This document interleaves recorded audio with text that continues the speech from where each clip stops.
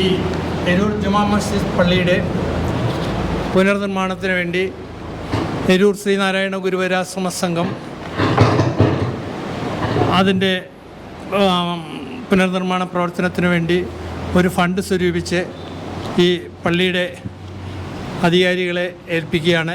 ആ ചടങ്ങിൽ എല്ലാവരും പങ്കെടുത്തിട്ടുണ്ട്. ഞങ്ങളുടെ ക്ഷേത്രത്തിൻ്റെ കമ്മിറ്റി മെമ്പർമാരും എല്ലാവരും ഈ സൗഹാർദ്ദത്തിൻ്റെ പങ്കാളികളായിക്കൊണ്ട് ഈ ചടങ്ങ് നിർവഹിക്കുകയാണ്.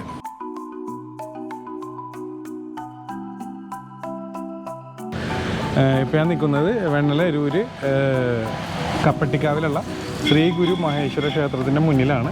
നമുക്കിവിടെ വലിയൊരു നല്ലൊരു മെസ്സേജ് ഇറങ്ങിയൊരു വീഡിയോ ആണ് ഇന്ന് നമ്മൾ വിടുന്നത്.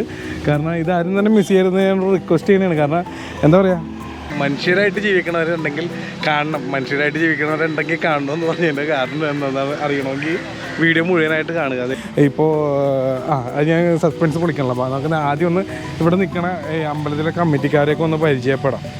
ഹലോ, ഒന്ന് എല്ലാവരും ഒന്ന് പരിചയപ്പെടുത്താമോ ആദ്യം തന്നെ? ഞാൻ ക്ഷേത്രം മേൽശാന്തി യദുകൃഷ്ണൻ. പേര് വന്നു? യദുകൃഷ്ണൻ അല്ലേ? ഓക്കെ. ശ്രീനാരായണ ഗുരുവരാശ്രമ സംഘം ശ്രീ ഗുരു മഹേശ്വര ക്ഷേത്രം president Sambasivan. Secretary Sajeevan. Joint secretary Shri Shaji. Vice president V P Santhosh. ഞാൻ രാജേഷ്, കമ്മിറ്റിക്കാരനാണ്. എൻ്റെ പേര് സനൂന്ന്, കമ്മിറ്റി മെമ്പർ.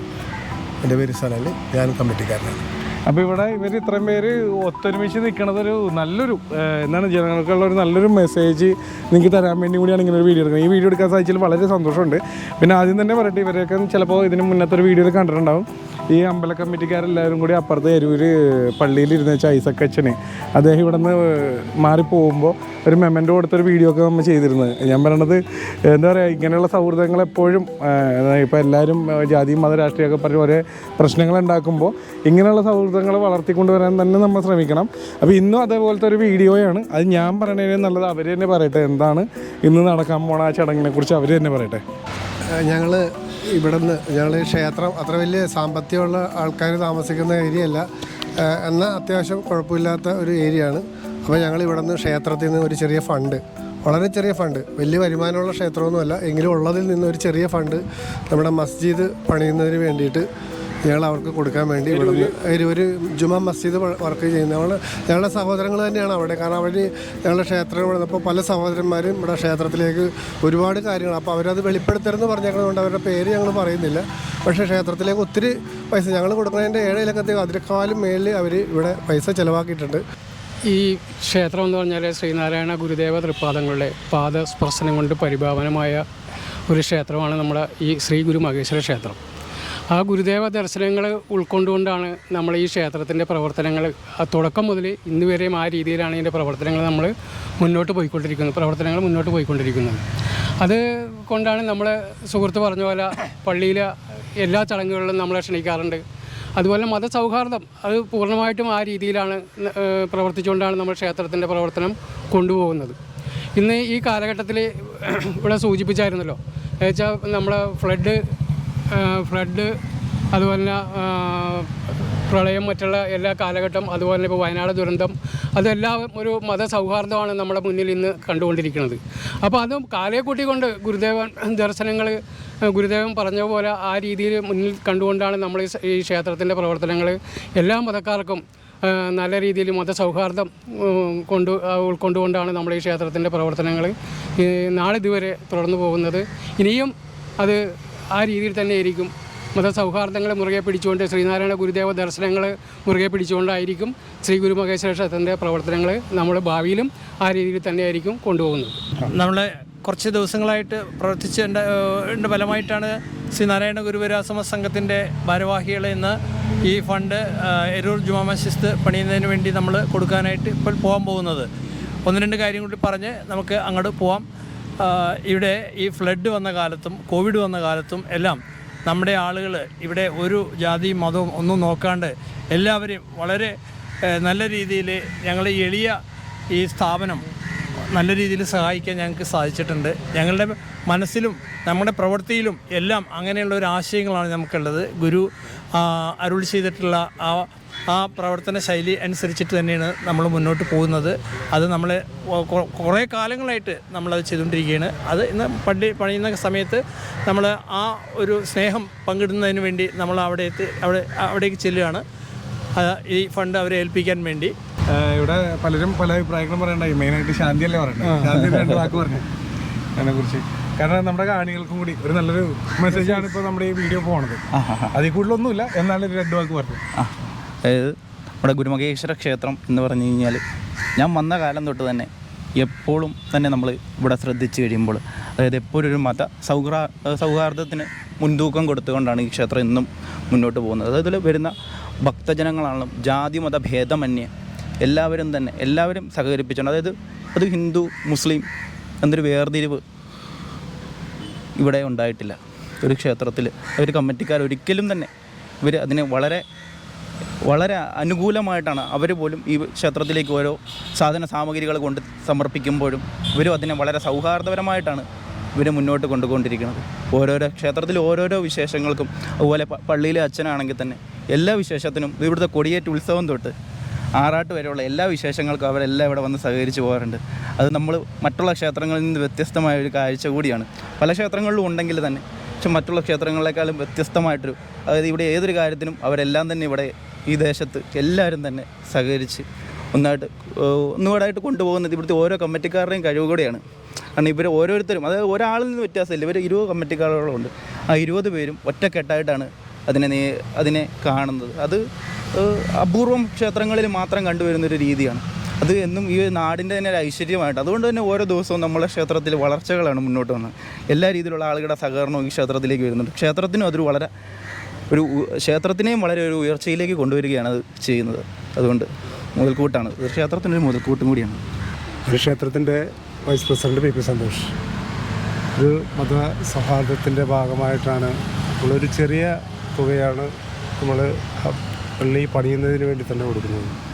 നമ്മളെ സംബന്ധിച്ചോളം പറയുകയാണെങ്കിൽ എൻ്റെ ഓർമ്മയിൽ ഇതൊരു ചെറിയ ക്ഷേത്രം തന്നെയായിരുന്നു. പക്ഷെ ഇതിൻ്റെ അന്ന് ഒരു 2 പള്ളിയായിട്ടുള്ളൊരു ഭഗവാന്റെ ക്ഷേത്രമായിരുന്നു. ആ കാലഘട്ടത്തിൽ ഇവിടെ കൊടിമരങ്ങളൊന്നുമില്ല. ആ കാലഘട്ടത്തിൽ കൊടിമരം സ്ഥിരമായിട്ട് ഇവിടെ കൊടിമരം പണിയുന്നത് വരെ മൂസ ബാവ എന്ന് പറയുന്ന വ്യക്തിയുടെ വകയായിരുന്നു ഈ ക്ഷേത്രത്തിലേക്കുള്ള കൊടിമരം. അതൊരു പ്രത്യേകത തന്നെയാണ്, അത് നിസ്സാരമായിട്ട് നമുക്ക് കാണാൻ കഴിയില്ല. അപ്പോൾ അത്രയ്ക്ക് രീതിയിലുള്ള ഒരു മതസൗഹാർദ്ദത്തിൻ്റെ ഭാഗമായിട്ട് നിന്നുകൊണ്ട് പ്രവർത്തിക്കുന്നതാണ് ഈ ഗുരുവിൻ്റെ പാദസ്പർശനമേറ്റ് പരിപാവനമായ പുണ്യക്ഷേത്രം.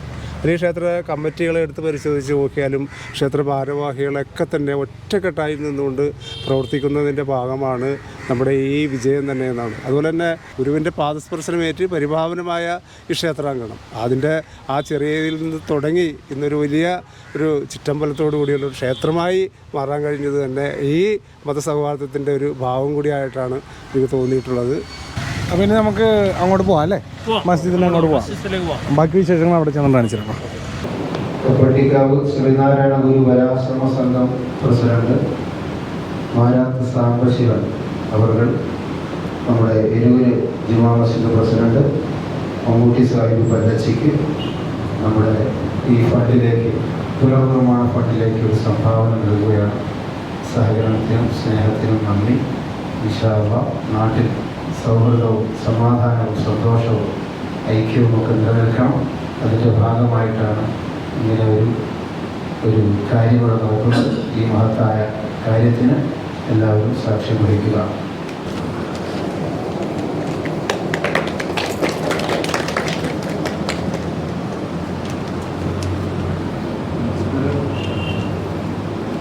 അപ്പോൾ ഇന്നിപ്പോൾ ഉള്ളത് പള്ളിയുടെ പേരെന്ന് പറയുമ്പോൾ എനിക്കറിയില്ല.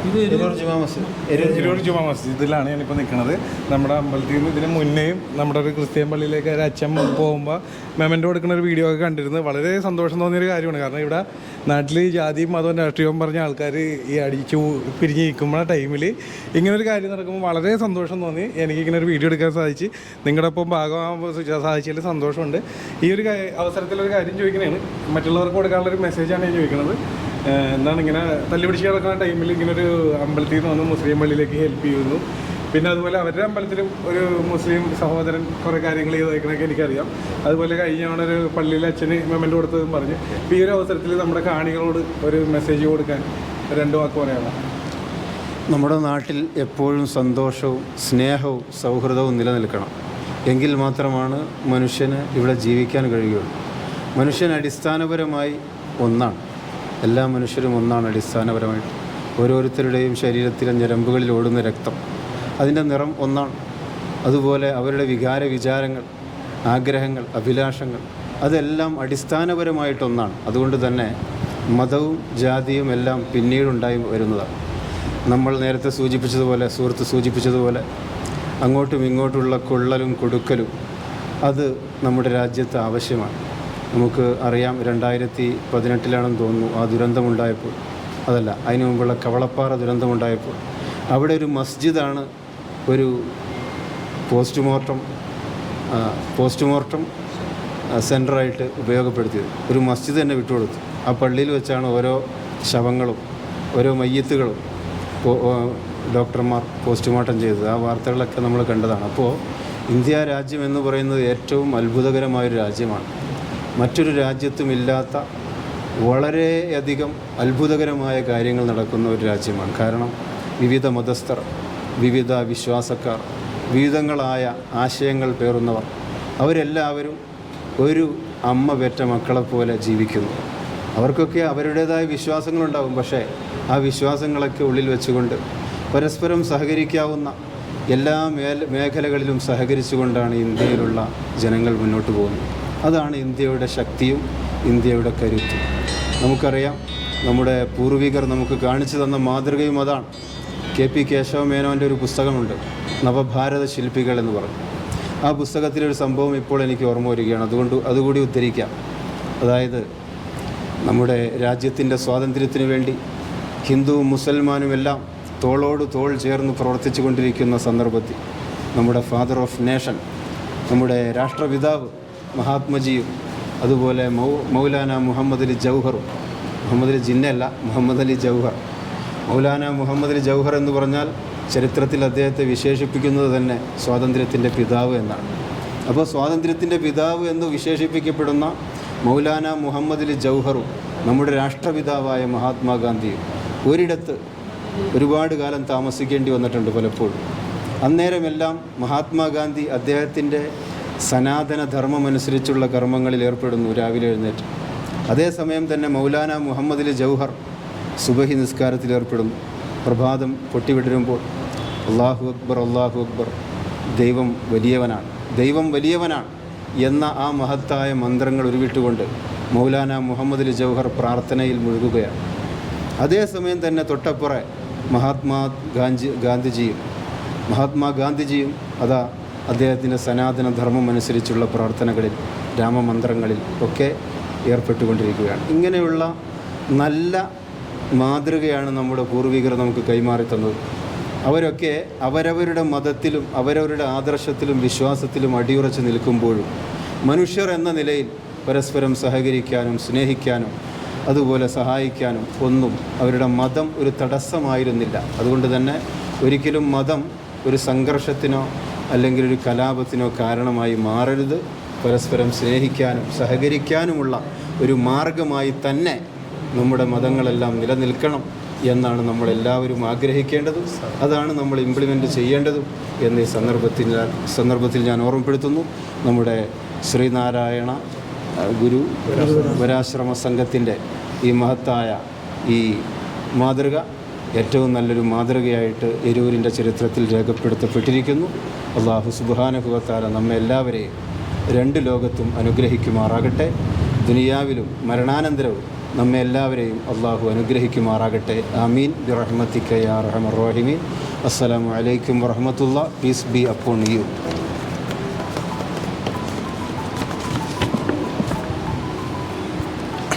ഇന്ന് ഈ ചടങ്ങ് ഇവിടെ സംഘടിപ്പിക്കുന്നതിന് വേണ്ടി കുറേ നാളുകളായി ശ്രീനാരായണ ഗുരുവരാശ്രമ സംഘം പ്രവർത്തകർ ആലോചിച്ച് എടുത്തൊരു തീരുമാനമാണ്. നമ്മൾ ദൈവത്തിന് മേലെ ഇന്ന് നമ്മൾ കണ്ടു, പള്ളിയും അമ്പലവും എല്ലാം പ്രകൃതി നശിപ്പിച്ചിട്ടുള്ള ഒരു കാഴ്ച നമ്മൾ വയനാട് കണ്ടു.